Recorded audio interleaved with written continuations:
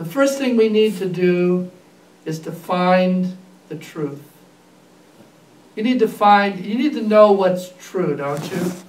When you go to the doctor, and then the doctor says you have cancer, you want to make sure that he's accurate, don't you? So you might get what? A second opinion. Because if they're going to cut into you, you want to know the truth. Because based upon the truth, then you know what to do.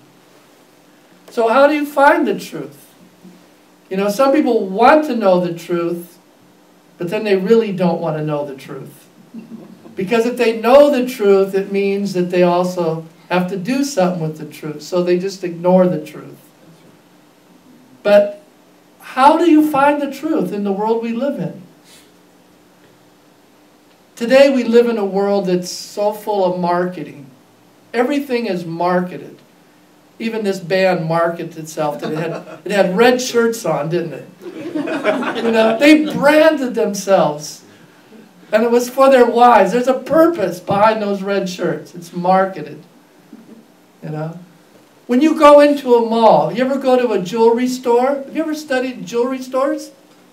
Every one of them is having a sale. 365 days a year. And it's always 50% off. They might change their sign, buy one, get one free. The reason I know this is because I worked outside of a jewelry store for 3 years. And they just quit switching the signs, but it was all the same sale. If they said 60%, then it was a sale. You don't know what the cost of that jewelry is. When you go there, if you don't know anything about diamonds, you're at their mercy, aren't you? Because you don't know maybe the truth about jewelry or the cost of jewelry, even a perspective. That's something you want to know. So in the film it says, having knowledge gives you power. Because if you have knowledge about something, then you can act upon it.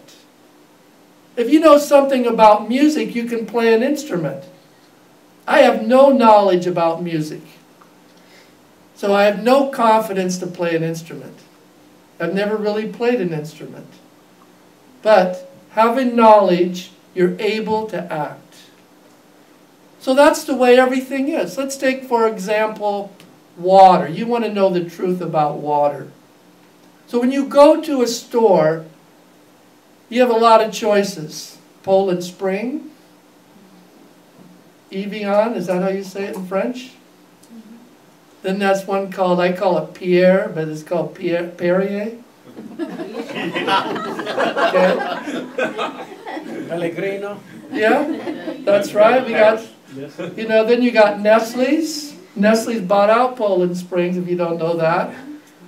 But, if you talk to a chemical engineer like my son, Dad, why do you buy that water? It's all the same. You can get the same water out of the water faucet. And I've had many people tell me this. Of course, my water doesn't taste good out of my water faucet. But the point is it's the same. You think about what you pay for water. You go to the airport and you get a 16-ounce bottle of water. I was traveling recently, $2.49 for 16 ounces. What does that come out to a gallon?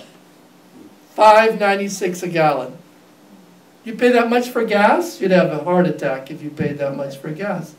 But water's many times water. Now, the point is you want to know the truth about things. So a lot of things, we don't know whether they're true or not. Another example, eggs. Are eggs good for you or bad for you? Good. Are they good for you or bad for you? Give me an answer. Good. Yeah, Yes, and I like them. Good. Okay, nobody really knows. You know why? Because we've been told that eggs are bad for you, then eggs are good for you, and then they're mixed, and then they're bad and they're good. How many have had that experience with eggs? So I don't worry about them, I just eat eggs. So, okay. But the point being is, you want to know the truth. I mean, some of the egg studies might have been funded by the egg producers. You know? What about the alcohol studies? Who are they funded by? So you don't always know. You got to do the research because you want to know the truth. One time someone asked Reverend Moon if it was good to be a vegetarian. And you know what he said? He said, it's good, but it's better to live for the sake of others. It's better to live for the sake of others. A lot of times we get sick because we think too much about ourselves. And then when you get sick, you get in the cycle that I am sick, and I'm always sick. So it's hard to get out of that kind of thought, isn't it? When you're sick. So his message is that when your mind is thinking of others, you forget about your sickness. Or even it heals you. Because your spirit is actually being revived or, energized. That's why when they do studies on medicine, they always have the placebo effect. Do you know what the placebo effect means? That means they give you a sugar-coated pill that looks like the real thing. And people take it and they feel better, even though it has no medicinal value. They always do studies like that. So in that sense, people, even on the way to the doctor, they've done studies where people actually get better as they go to the doctor. Because they feel good about going to the doctor because the doctor's going to tell them they're okay. Generally speaking. So that's why our mind is very powerful. Our perceptions are very powerful. So I'm not a doctor or a scientist, but perceptions greatly influence our life. Just like in the video there, the girl that was anorexic was looking in the mirror. She thought she was overweight in her mind. Everybody else could see that she wasn't. Have you ever heard of the Carpenters, a famous musical group? Linda Carpenter died of anorexic behavior.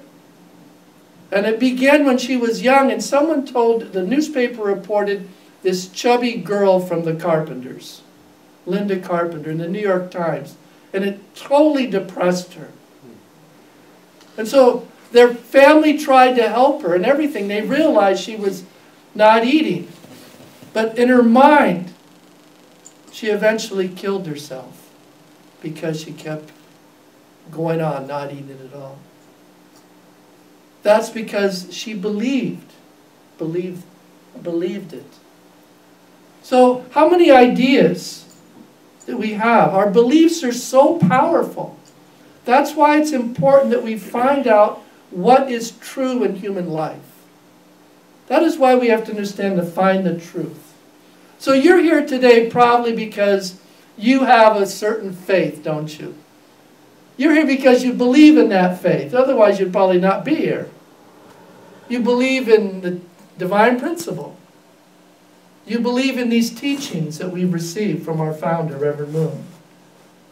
You believe that. So the Bible says worship in spirit and in truth, doesn't it? So truth is what you study, but sometimes don't you intuitively understand something or sense something?